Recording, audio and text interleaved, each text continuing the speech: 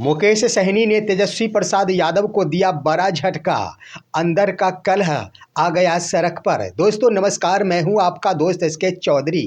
दोस्तों, बड़े भाई और छोटे भाई की जोड़ी एक दिन ऐसा था जब एक दूसरे के बिना रह नहीं सकते थे।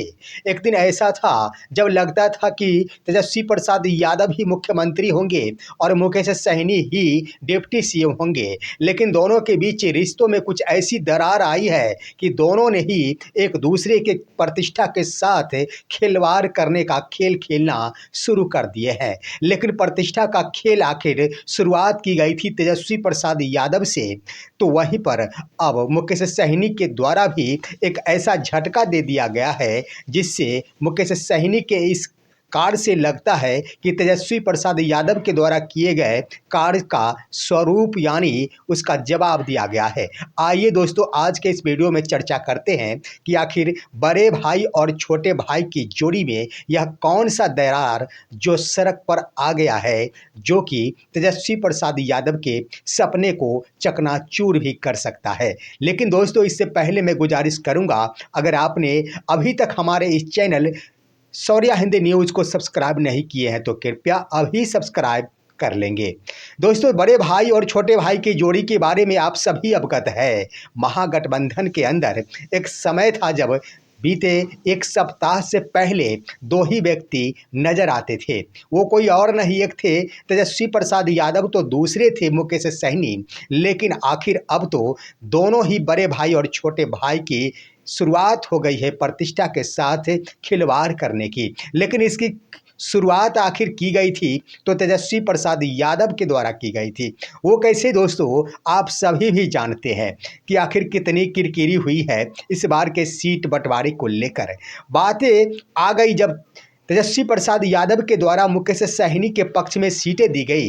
वह वक्त था 16 अक्टूबर 2025 की आधी रात, जिस वक्त मुकेश सहनी के खाते में कुछ सीटें प्रदान कर दी गई।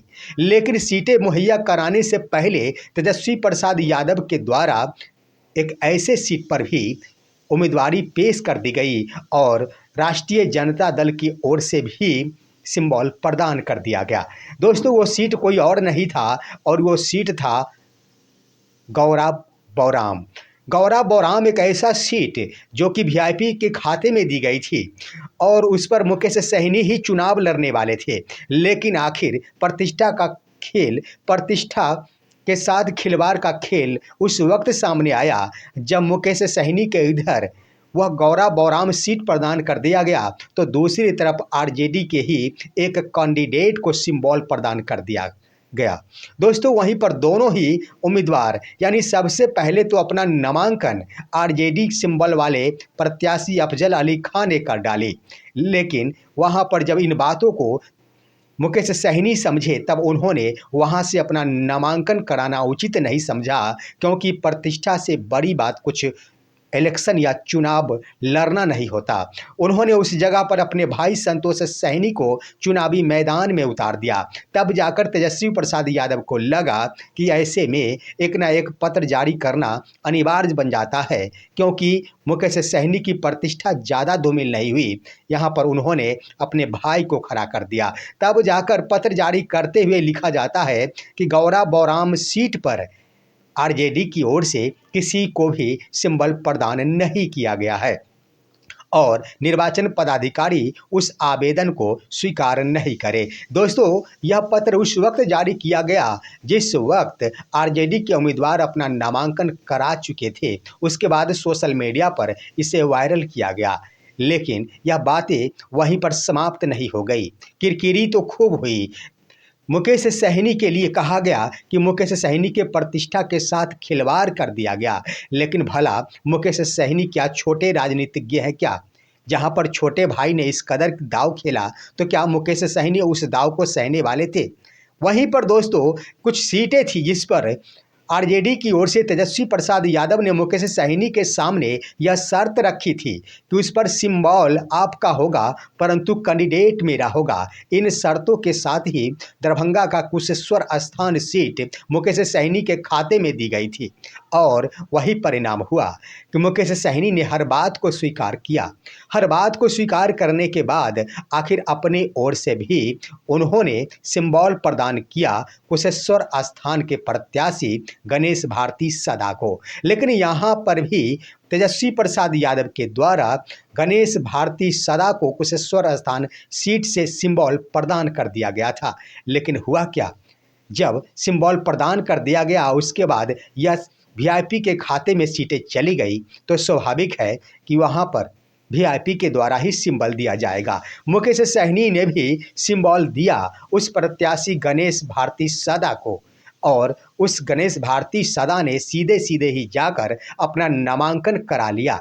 लेकिन जब स्क्रूटनी की प्रक्रिया हुई तब यह सामने आया कि गणेश भारती सदा का नॉमिनेशन ही रद्द हुआ। वो इस आधार पर कि जो भी सिंबल वीआईपी की ओर से दिया गया था उस पर राष्ट्रीय अध्यक्ष का सिग्नेचर ही नहीं था। यानी यहाँ पर हर हाल में प्रत्याशी जो आरजेडी का था उन प्रत्याशी की किरकिरी हुई और तेजस्वी प्रसाद यादव का यहाँ पर निश्चित रूप से सम्मान के साथ खिलवाड़ किया गया। जैसे ही खिलवाड़ हुआ था मुकेश सहनी का गौरा बौराम सीट पर, ठीक उसी प्रकार कुशेश्वर स्थान सीट पर मुकेश सहनी ने आखिर खिलवाड़ कर दिया तेजस्वी प्रसाद यादव के साथ। यानी आज करो तो कल पालोगे, यह आखिर अंदरूनी कलह सामने सड़क पर आ ही गया है। तो आखिर जरा सोचिए कि आखिर कैसे महागठबंधन का यह मामला सुलझेगा, कैसे महागठबंधन का यह मामला शांत हो पाएगा, कैसे आखिर छोटे भाई और बड़े भाई की यह जोड़ी एक बार फिर से मजबूती के साथ सड़क सामने आ पाएगी। इसके लिए अगर रास्ते निकाले जाते हैं तो अभी भी वक्त है। तेजस्वी प्रसाद यादव के सपने साकार हो सकते हैं, लेकिन जब अंदरूनी कलह सड़क पर आ गई है तो क्या लगता है कि यह संभलने का नाम नहीं लेगा क्या? इसकी संभावनाएं काफ़ी कम लगती है, क्योंकि अगर संभावनाएं बनती तो अभी तक इस पर तालमेल बिठा लिया जाता। अब तो मैं बता दूं दोस्तों कि उस कुशेश्वर स्थान सीट पर जो नामांकन रद्द हुआ है वह उम्मीदवारी उनकी है, परंतु वह किसी भी पार्टी के उम्मीदवार नहीं है। सिर्फ व सिर्फ निर्दलीय उम्मीदवार के रूप में गणेश भारती सदा रह गए हैं। जो तेजस्वी प्रसाद यादव के उम्मीदवार तो हैं परंतु वीआईपी के सिंबल पर उम्मीदवारी नहीं कर पाए, जो तेजस्वी प्रसाद यादव का सपना था। तो राजनीतिक दृष्टिकोण से कहा जाए तो कभी छोटे भाई की ओर से बड़े भाई के ऊपर कीचड़ उछाल दिया जाता तो कभी नहीं दोस्तों, जब बड़े भाई देखते हैं कि छोटे भाई ने आखिर बड़े भाई पर कीचड़ उछाल दिया तो बड़े भाई की मजबूरी बन जाती है उसी कीचड़ को छोटे भाई के ऊपर फेंक देना। यही तो सिलसिला जारी है। अब तो देखना दिलचस्प हो गया है कि दोनों बड़े भाई और छोटे भाई के बीच आपसी तालमेल बैठ पाती है या फिर नहीं बैठ पाती है। बैठ पाती है तो इसका सीधा सीधा एक ही रास्ता है कि आम जनता के बीच दोनों बड़े भाई और छोटे भाई को आकर संदेश देना होगा कि हम सभी एकजुट हैं। साथ ही साथ जो भी सभाएं होगी, कई सभाएं लगातार ही एक साथ मिलकर करना होगा, कई प्रकार की बयानें एक साथ मिलकर करनी होगी, तभी यह मोर्चा संभल सकता। अन्यथा बिहार की जनता यह बिल्कुल जान चुकी है कि महागठबंधन में आखिर दरार है और इसका गलत संदेश आम जनता के बीच गया तो तेजस्वी प्रसाद यादव के सपने को चकनाचूर होने से कोई बचा नहीं सकता। दोस्तों, ये है आज का विश्लेषण। आप सभी क्या कहेंगे? अपनी राय कमेंट के माध्यम से दीजिए। हमारे इस वीडियो को लाइक कीजिए, अन्य दोस्तों के पास शेयर कीजिए और अब दीजिए अपने दोस्त को इजाजत। हम फिर मिलेंगे आपसे अगले वीडियो में। तब तक के लिए नमस्कार।